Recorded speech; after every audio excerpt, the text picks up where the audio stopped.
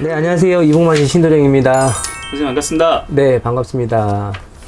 선생님 점집이랑 사대 안 맞는 사람도 있죠? 점집이랑 사대 안 맞는 사람이 있죠. 선생님이 지난번에 그런 말씀하시더라고요. 네. 이런 사람은 1,000만 원을 줘도 곧 안 해준다고. 이런 사람이랑 어떤 사람이에요, 선생님? 그렇죠. 일단은 점집에 오면 일단은 본인이 답답해서 찾아오는 거잖아요. 그죠? 이 거실에서 일단은 손님들이 대기하는 시간이 있잖아. 그리고 이제 신당이라는 데를 들어와서 이제 점을 보잖아요. 네. 그러면 저 같은 경우는 이유를 설명을 해줘요. 신당은 이제 저승길로 들어가는 길입니다. 신당이 저승길로 들어간다. 근데 그쵸, 여기서 이제 죽은 조상들이 다 실어갖고 들어오니까. 예. 그래서 이제 거실에 앉아 계실 때는 이제 크게 한두 마디만 해주고, 신당으로 들어오면 그 집에 대한 조상의 지기를 전체적으로 다 들어오잖아요. 네.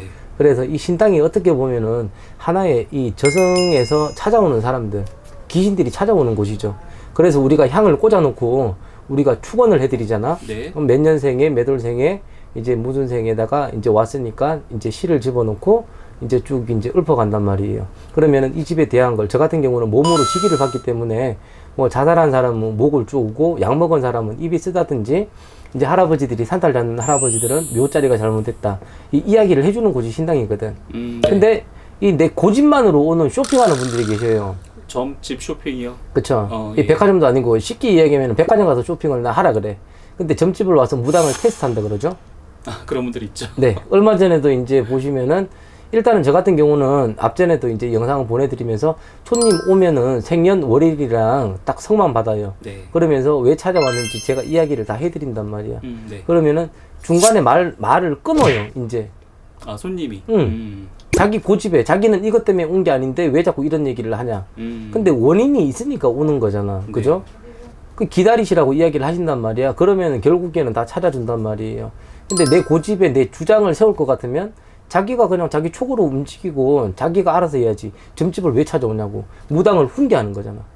그런 분들이 이제 본인이 듣고 싶은 얘기만 찾아드리려고. 그쵸. 네. 자기 이 고집이 너무 강하고 자기 주장만 아는 거지. 근데 점집 와서 무슨 우리가 대화를 하겠냐고. 그런 사람들 같은 경우는 솔직히 나는 오지 마라 그래요.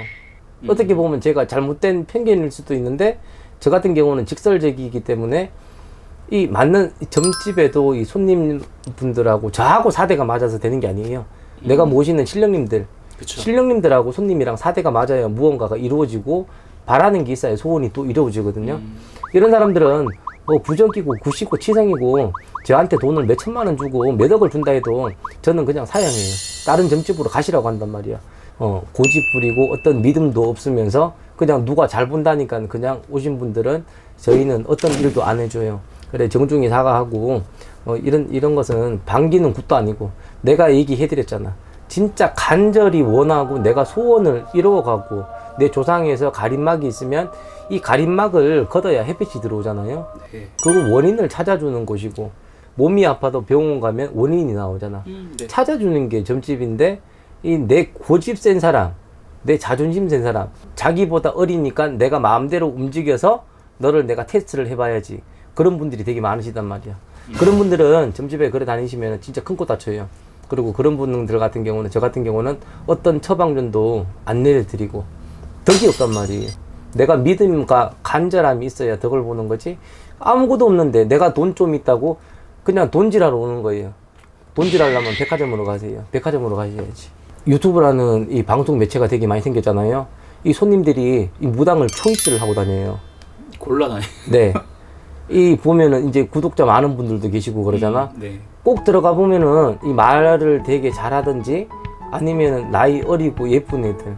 요즘 선생님들이 좀 엔터테이너 같은 느낌도 들긴 해요. 예. 네, 그러니까 이제 그 집 가서들 실질적으로 점을 진짜 뭐 제대로 봐주셨으면 괜찮은데 거기에서 못 찾은 거를 이제 우리한테서 찾고, 또 뭐 간혹 가다가 저도 못 찾는 게 있어요. 그러면은 또 이제 그 집이랑 다른 집이 사대가 맞으면은 그분이 또 사대가 맞듯이 점집도 내 사대가 맞아야 되는 거예요.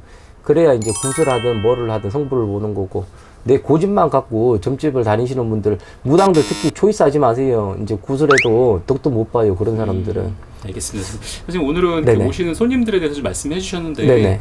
영상 보시는 분들은 이거 좀 참고하셔가지고 오실 네. 때 마음가짐 이런 것 좀. 그쵸. 마음가짐이 되게 이 진실되고 따뜻하게 오시면은 이제 그 상담해주는 선생님들도 진짜 안쓰러워 보이잖아. 그게 느껴져요. 뭐 점집 오실 때는 그래도 겸손한 마음으로 그래도 진실되고 어느 정도 이 본인들도 마음을 오픈을 좀 하고 찾아오시면은 상담하시는 선생님들도 편하고 본인들도 따뜻한 말 한마디 그래도 더 들어가실 거예요.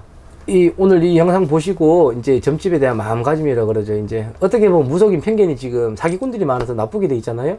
정직하게 가시는 분들이 많으니까 시청하시는 분들도 오해는 하지 마시고 이제 오늘 이 영상 잘 보시고 마음이라도 조금 코로나들 때문에 다들 힘들잖아, 지치고 예민해져 갖고 있는 분들도 계시는데 그래도 따뜻한 마음으로 그래도 서로 이제 진실된 마음으로 상담하시면 그래도 좋으실 거예요. 다음 편에는 더 유쾌한 정보를 갖고 다시 찾아뵐게요. 감사합니다.